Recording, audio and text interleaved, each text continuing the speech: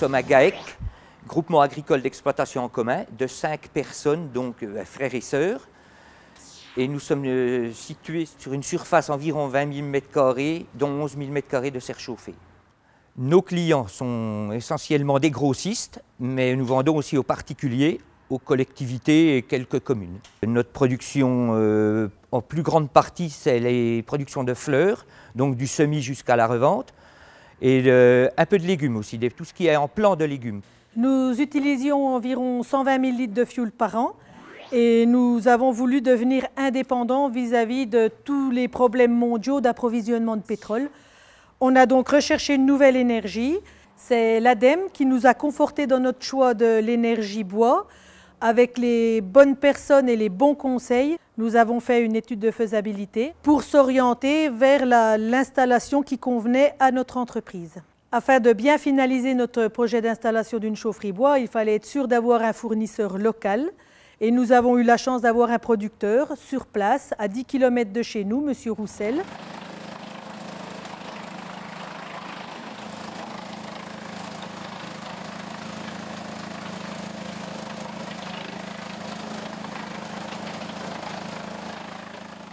Nous collectons tout ce qui est matière première, donc bois résineux, bois dur, donc au plus proche de la plateforme.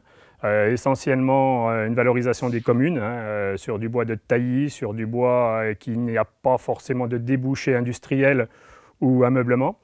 Nous essayons également de retraiter le maximum de déchets, on peut dire ce qu'on appelle déchets, branchages, jusqu'à un certain niveau pour avoir toujours un aspect qualitatif donc, de la production de plaquettes. On est extrêmement vigilant sur le taux d'humidité, la granulométrie, qui nous permet quand même de déterminer le pouvoir calorifique de nos plaquettes.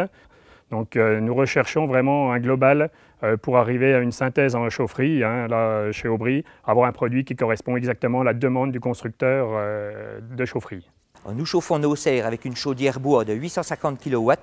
La chaudière bois est aussi simple qu'une chaudière fuel, complètement automatique. Il y a juste à surveiller le niveau de bois dans le silo. Le silo d'alimentation à bois a une capacité de 100 m³ que nous remplissons environ une fois par semaine.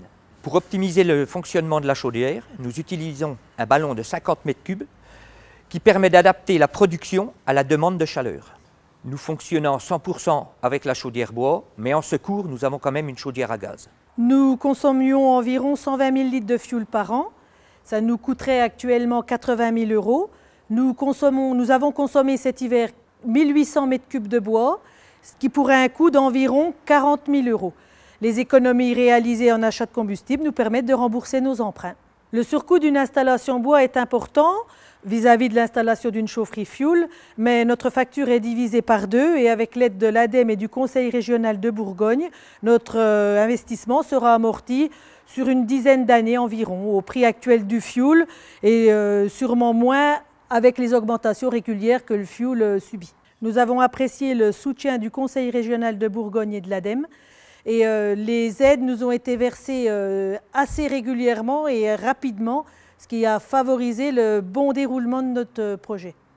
L'argument écologique a pesé dans notre décision de passer au bois. Nous rejetons maintenant 330 tonnes de CO2 en moins dans l'atmosphère et le produit qui sert de matière première à notre chaufferie, la plaquette, était avant un déchet et qui est valorisé par une entreprise locale et ça a été assez décisif.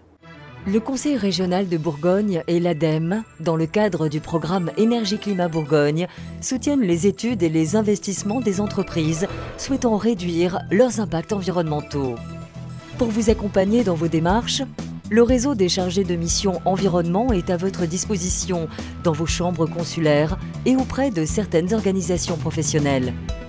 Pour connaître les contacts et les aides en Bourgogne ou déposer un dossier, rendez-vous sur j'entreprendsenbourgogne.fr, rubrique « Je manage l'environnement ».